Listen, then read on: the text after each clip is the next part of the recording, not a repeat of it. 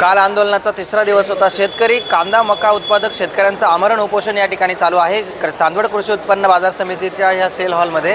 आणि कालच्या तिसऱ्या दिवशी अल्टिमेटम दिला गेला होता की आज जर काही शासनाने निर्णय घेतले नाही तर आम्ही उद्या रस्त्यावर उतरू. आणि आज शेतकरी रस्त्यावर देखील उतरलेले आहेत आणि रस्त्यावर उतरून आता त्या ठिकाणी सर्व शेतकरी नेते ज्या ठिकाणी उपोषणासाठी बसले होते त्यांच्याशी आपण संपर्क साधणार आहोत.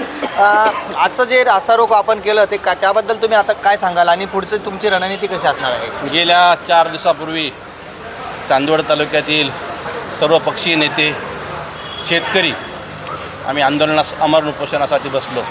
त्यावेळेस चांदवड तालुक्यातील जे शेतकरी विरोधी पिल्लावळ आहे ते पिल्लावळ या ठिकाणी व्हॉट्सअपद्वारे सांगायला लागले की जिल्हा परिषद आणि पंचायत समितीच्या निवडणूक आल्या म्हणून हे जण उपोषणाला बसले. परंतु आम्हाला माहिती होतं ही निवडणूक 1 वर्ष पुढे गेलेली आहे. आम्ही जिल्हा परिषद पंचायत समितीची निवडणूक तोंडावर ठेवली नाही. फक्त शेतकरी आणि कांदा आणि मका हे तोंडावर ठेवून आम्ही सर्वपक्षीय नेते एकत्र झालो आणि हे आंदोलन सुरू केलं. ज्यावेळेस आंदोलन सुरू झालं 4 दिवस झाले एकही लोकप्रतिनिधी या ठिकाणी आम्हाला भेट देण्यासाठी आला नाही. आणि काल चांदवड तालुक्यातील प्रमुख शेतकरी या ठिकाणी आले आणि त्यांनी सांगितलं की तुमच्या आंदोलनाला पाठिंबा देण्यासाठी आम्ही आज रस्ता रोको आंदोलन करणार आहे.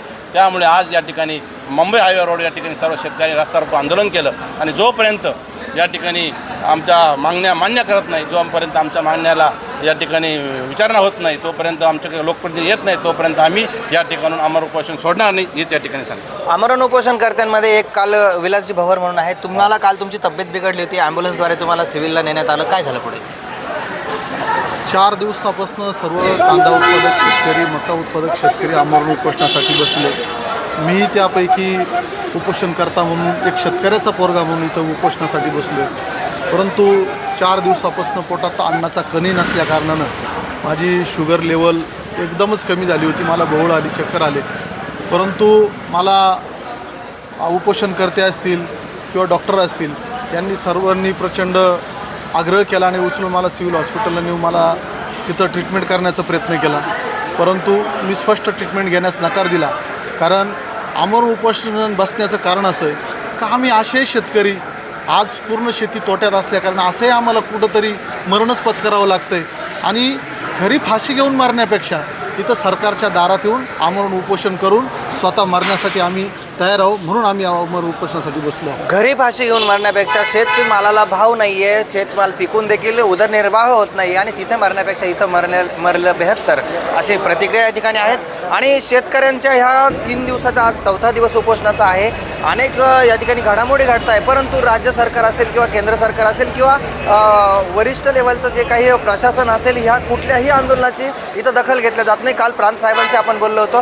प्रांत साहेब देखील या ठिकाणी हताश होते की आम्ही पाठपुरावा करून देखील समोरून रिप्लाय येत नाही. म्हणजेच या राज्य सरकारला या प्रशासनाला शेतकरी मेला तरी चालेल काय, हा मात्र प्रश्न या ठिकाणी उपस्थित होत आहे. आता या ठिकाणी अजूनही आंदोलक शेतकरी उपस्थित आहे, आपण त्यांच्याशी संपर्क साधणार आहोत.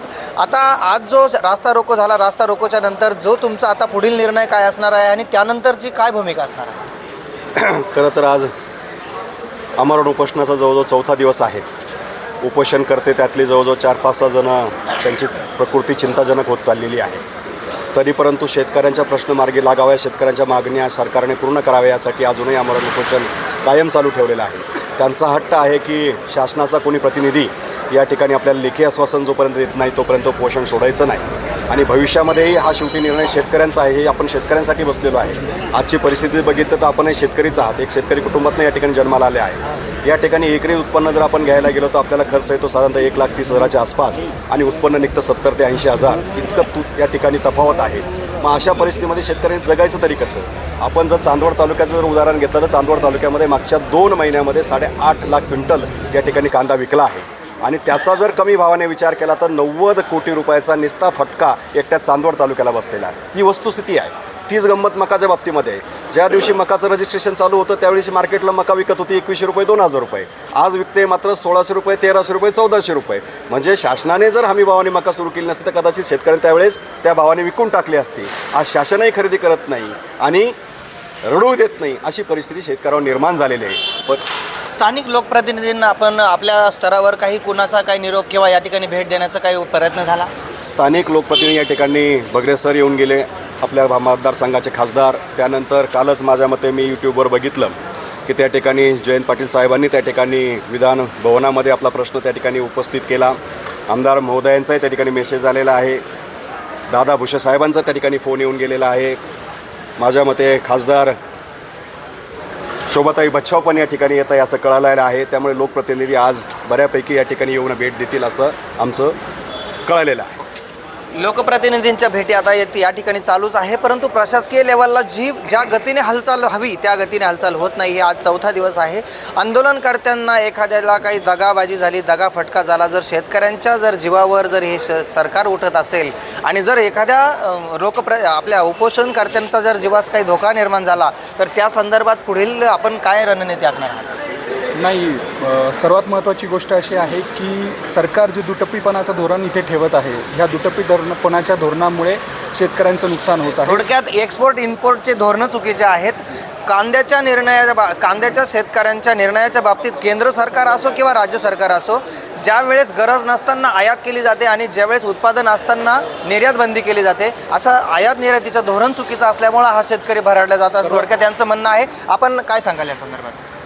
शेतकऱ्यावर भलती वाईट परिस्थिती तयार झाली. आता जर सरकारनं काही याच्यावर सुधारणा केली नाही तर शेतकरी जगू शकत नाही. आत्महत्या केली तुम्ही कसं पर्याय जागणारच नाही. लेकरं बाळाचे लग्न करता येणार नाही. काही आहे का? काही का आलाच भाव नाही ना, कांदे नाही, वांगे नाही, का आला टमाट्याला नाही. मजुरी किती वाढली, एकर काय झालं, काय झालं, फार वाटवळ झालं शेतकऱ्याचं. काय बोलण्यात मजा येते. 14,000 रुपये एकर, 14,000 रुपये एकर काढणीचा खर्च आहे.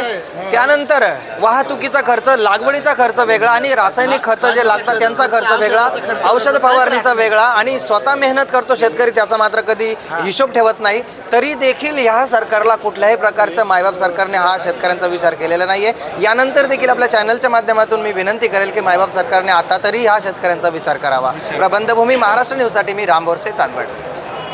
ताज्या व महत्त्वाच्या बातम्या बघण्यासाठी प्ले स्टोअरवर जा, प्रबंधभूमी ॲप डाउनलोड करा व या धावपळीच्या जीवनात अपडेट राहा.